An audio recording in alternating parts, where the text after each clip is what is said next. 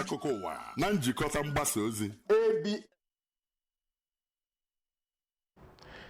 Dalo maka isonyere anyị n'akụkọ abalị tata. Na mbụ lee isiokwu anyị. Ụlọọrụ agency Anambra State maka ibu agha megide ọrịa HIV na AIDS bụ ANSACA bagidere n'ile ọbịa ya na njikọ aka n'ọrụ ma gbapee atụmatụ afọ abụọ maka agamnihu n'ime Anambra. Oke mmiri ozuzo mebisiri ndị mmadụ ihe n'Ifite Ọka. Otu onye ọnụrụ n'okwu na ngalaba nleta ahụike aja na-ekwu maka nsogbu ọbara mgbali elu n'etiti ụmụafọ Naịjirịa. Na mba ofesi ka anyị nụrụ na ọnụọgụ ndị butere ọrịa Ebola na Democratic Republic of Congo adịla 131. Dan Okoye bafam akụkọ anyị n'uju. Ụlọọrụ agency Anambra State na-ahụ maka ibu agha megide ọrịa HIV na AIDS nwere nnọọ atụmatụ o ji n'aka nke nkwekọrịta ya na ọgbakọ ndị iji okwu ha abụ izu were ọnọdụ n'obi gọọmenti dị n'Ọka nke dọkpụtara ndị eji okwu ha abụ izu 20 bụ ndị ga-enye aka ịhụ na ememinara ọrịa HIV n'ime steeti ya.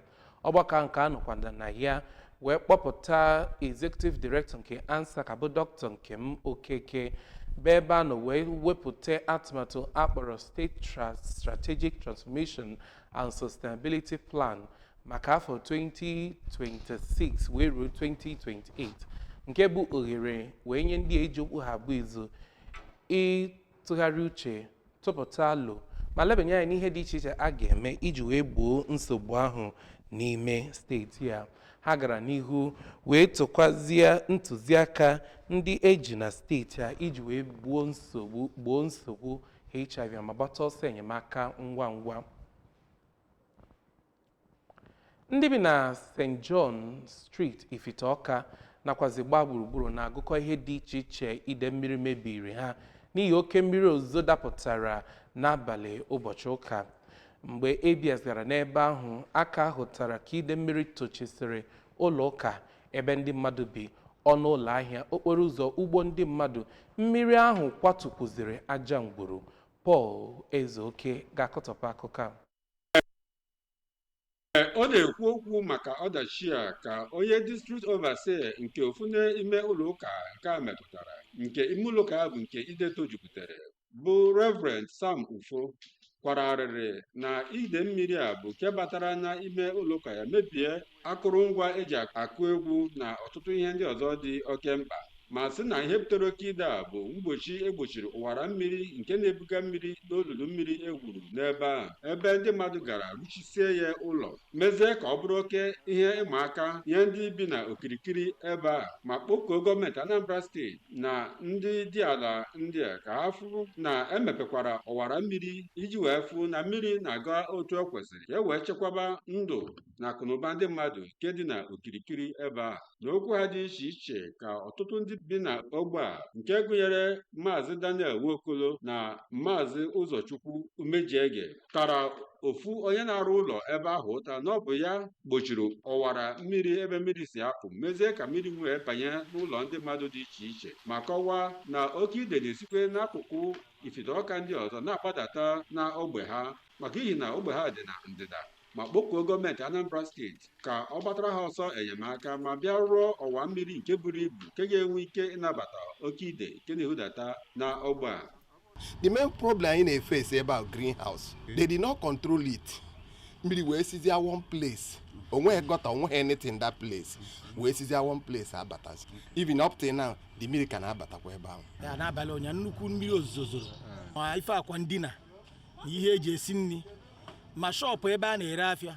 In fact, eri ka mgbe otu anyị ezubeghị ike ọnwụkwaga isi ife ka anyị nọ na-edozigasị. Anyị na-achọpụta na enwere mmiri sikwa na ngalaba ogbe ndị ọzọ na-abata n'ogbe a. Ọtago so na-ekwesị inwe enough drainage. So gọọmenti ga-agbatara anyị ọsọ enyemaka site n'ịrụnye ọwara mmiri mmụọ. Ọwara mmiri ọ bụ na ile anya n'azụ go nwere ọwara mmiri si ebe a wee gbada n'iru St. Martin Hotel wee banye n'azụ shọpụ dị ebe ahụ. Ọwara mmiri ahụ anyị na-echukwakwana ya na-ekpocha ya ka mmiri nwee ike na-aga mana n'ihi oke mmiri na-abata n'ogbe a ọwara mmiri anaghị ebunwucha ya so e nidiri ọwara mmiri dị more bigger.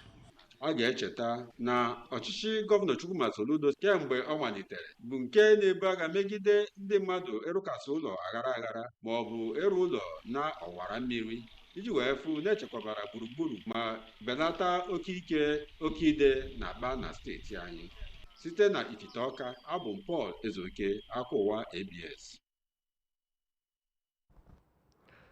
Onye ndu otu Obedient Movement maka mpaghara South East ala Igbo ma bụkwazira Obedient General Maazị Ikenna Azọmchine akpọkwela otu ndọrọndọrọ ọchịchị dị iche iche nọ n'ime Anambra steeti bụ ndị na-azọ ọkwa na nhọpụta a ga-eme n'afọ 2027 ka ha gbaa mbọ wepụta onye tozuru etozu iji aha otu pati ahụ wee zọọ ọkwa iji wee nweta nkwado ndị movement ahụ. Mgbe ọ na-agwa ndị nta akụkọ okwu n'ihe emereme were ọnọdụ na Nigbo nke kansụl ime obodo Ọka South ka onye ji ọkwa Obedient General kọwara na ha kwudosiri ike n'ebe onye ndu mara ihe ekwe na-akụ ma bụrụ onye ga-agba mbọ weta nke usoro ọchịchị onye kwuo uche ya wee nye ndị mmadụ dịka ha chọpụtara na ndị dị iche iche otu ahụ kwadoro wee tụrụ ugo na nhọpụta emere maka ịga ụlọ omeiwu bụ ndị emeghị nke ọma ma bụrụ ndị gbahapụrụ ya bụ Obedient Movement bụ nke nyere ha aka ha wee tụrụ ugo. Ka anyị sonyere onye nta aka anyị Chukwuemeka Mmọdele maka akụkọ ahụ n'uju. Na ya bụ otu nke akpọrọ Obedient Movement bụ nke na-achọ ịhụ na enwere ezigbo ọchịchị n'ala anyị bụ Naịjirịa, bụkwazie nke eguzobere ịhụ na ndị maara akwụkwọ na ndị nwekwaziri egwu Chineke na ihe ndị ụmụ ogbenye na-emeta n'obi bụ ndị etinyere n'ọchịchị. O mere ka ha mata na ọtụtụ ndị ndọrọndọrọ ọchịchị bụ ndị nke jiri aha Maazị Peter Obi were winie ọchịchị n'afọ 4 gara aga, bụkwazi nke ya bụ otu kwadoro, hapụziri ha na-achọghịzi ịma ka ya bụ otu si aga. Ọ gara n'ihu were kwuo na ha na-eleba anya otu ha siri nọchite anya ọgbọnta nkwado ha n'afọ 4 gara aga ma na-achọpụtakwazi na ha emeghị nke ọma ma wee mee ka amata na ha na-akpọ ha ka ha bịa kọwaa ka ha si were rụọ ọrụ were kwụsị ike na ha nwekwara ike ha agaghịzi enye ha nkwado ọzọ maka na ha emeghị nke ọma. N'aka nke ya, onye jibu ọkwa dịka onye nchịkọba ya bụ otu na steeti a bụ Maazị Chidi Nzekwe tiri mkpu na ọtụtụ ndị omeiwu n'ala anyị bụ ndị nke ya bụ otu kwadoro ha were nwee mmeri na ya bụ ndọrọndọrọ ọchịchị nke emere n'afọ 4 gara aga emejupụtaghị nkwa niile ha kwere ha, nke meziri na ha nazi enyo ha enyo dịka ndị na-ekwesịghị ntụkwasị obi. Ọ gakwazi n'ihu were kwuo na ha na-achọzi ndị bụ ezigbo mmadụ ọnọdụ ọjọọ nke ụmụ ogbenye na-emetụta n'obi nakwazi ndị maara akwụkwọ ka ha banyezie n'ọchịchị na ndọrọndọrọ ọchịchị nke a ga-eme n'afọ ọzọ. N'aka nke ya, onye so na ya bụ otu bụ Dọkịta Nkiruka Ezeukwu kwuru na ya bụ otu anaghị arụrụ otu ndị ndọrọndọrọ ọchịchị ọrụ kama na ha na-arụrụ onye ọbụla bụ ndị mmadụ n'obi ọrụ nke ga-ewepụkwana ndị mmadụ na ụbịam na ihe isi ike ma gakwazịa n'iru were kwuo na ha na-agazi n'ihu ugbu a na-eleba anya ọtụtụ ndị mmadụ nke ji aha ọtụtụ otu na-azọ ọkwa maka ndọrọndọrọ ọchịchị nke a ga-eme n'afọ ọzọ iji hụ na ọ bụ ndị kwesịrị ịtụrụ ugo mmiri na ya bụ ndọrọndọrọ ọchịchị nwetara ya. Na Nigbo, abụ m Chukwuemeka Mmọdele. Anyị ga-aga ntakịrị ezumike anyị chetaza kọrọ gị na onye a na-akpọtụrụ n'ọnọdụ ahụike aja kwuru na nsogbu ọbara mgbali elu bụ ihe ji ụmụafọ Naịjirịa aka. Ndị nwụrụ n'ihi ọrịa Ebola na Democratic Republic nke Congo eruola 131. Apụkwala maka na anyị chetaza gaa n'iru. Time don reach to rearrange the stars to give una small wisdom. Shout my tea fresh now, but you know own, abeg no be so. Before una go talk say our smell no reach, make una think am twice so. Ever heard of Colgate, the #1 oral care brand in the world? Colgate Maximum Cavity Protection unlocks 24 hours cavity defense. The formula boost with calcium for lifelong smiles. Mom, it's a time to brush. No more cover mouth.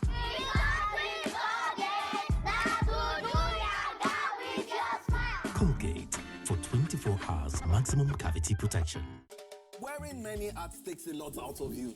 You always need all the nourishing goodness you can get. Especially if you're someone like me that is a foodie.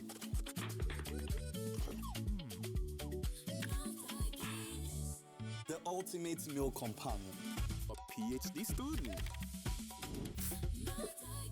Rich in B vitamins for focus.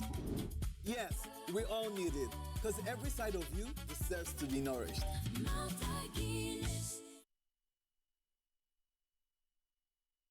Daalụ maka ịga n'ihu na-esonyere anyị. Otu onye na-akpọtụrụ na nlekọta ahụike Maazị Patrick Ajakwuru na-enwere ụbara ọnụọgụ ndị na-enwe nsogbu ọrịa mgbali elu bụ hypertension n'ime Nigeria kwuori na nde kwuru nde ụmụafọ Nigeria bụ ndị nwere ọnọdụ a na-amaghị ama.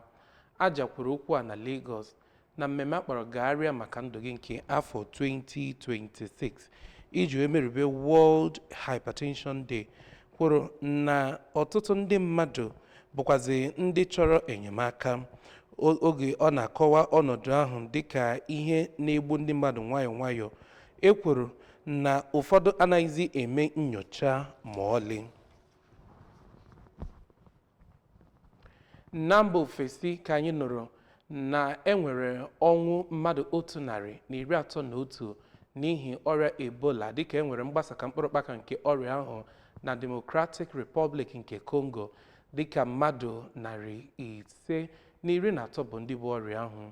Onye na-ekwuchitara gọọmenti nke mba DR Congo ọnụ kwuru na a na-enwe mmụba nke ọrịa ahụ n'ebe ahụ dịka e kwuru na otu onye anwụọlarị maka ọrịa na Uganda ebe mmadụ abụọ bụkwa ọrịa ahụ. Ọ bụ US Center for Disease Control and Prevention wepụtara ozi a. WHO bụ otu mba na-ahụ maka ọnọdụ ahụike mere ka amata maka mgbasa nke ọrịa ahụ, kwue na onye ọbụla kwesịrị inye aka iji wee belata ya. N'iweta akụkọ ụwa nke uhuruchi tata n'isi njedebe, cheta na ị ga na-esonyere akụkọ ụwa na ihe mereme ABS site n'ebe ọmụmụ nọ n'ụwa. Webụsaịtị anyị bụ www.absradiotv.com. YouTube channel anyị bụ ABS Radio Television, nke ahụ ka anyị na-azakwa na Facebook, Instagram ma ọ bụ Twitter nke a na-akpọzi X ugbu a. Nweta anyị na ABS Radio TV. Mgbe anyị malitere akụkọ anyị n'abalị, anyị kọrọ gị na otu ọrụ ejensi na-ahụ maka igbochi ọrịa HIV na AIDS nke Anambra steeti lere ọbịa wee nye ndị eji okwu agba izu dịka atụkọrọ alo wee wepụta atụmatụ afọ abụọ imemi na HIV n'ime Anambra. Oke mmiri ozuzo butere ide mmiri kpara mkpamkpa na Ifite Ọka. Otu onye eji okwu agba izu na nlekọta ahụike Ajakwuru na ọtụtụ ndị mmadụ na-enwe nsogbu nke ọrịa ọbara mgbali elu n'ime Nigeria na-amaghị ama. N'ikpeazụ ka anyị mere ka ịmata ka o si akpọrọ na mba ofesi site n'ịkọrọ gị na mmadụ 131 anwụọla n'ihi ọrịa Ebola na Democratic Republic nke Congo. N'aha dịdị nyere aka iji wee hụ n'akụkọ abalị tata rutere gị, Dan Okoye bụ afa m. Kene gị maka isonyere anyị, sị gị kachibọ n'udo.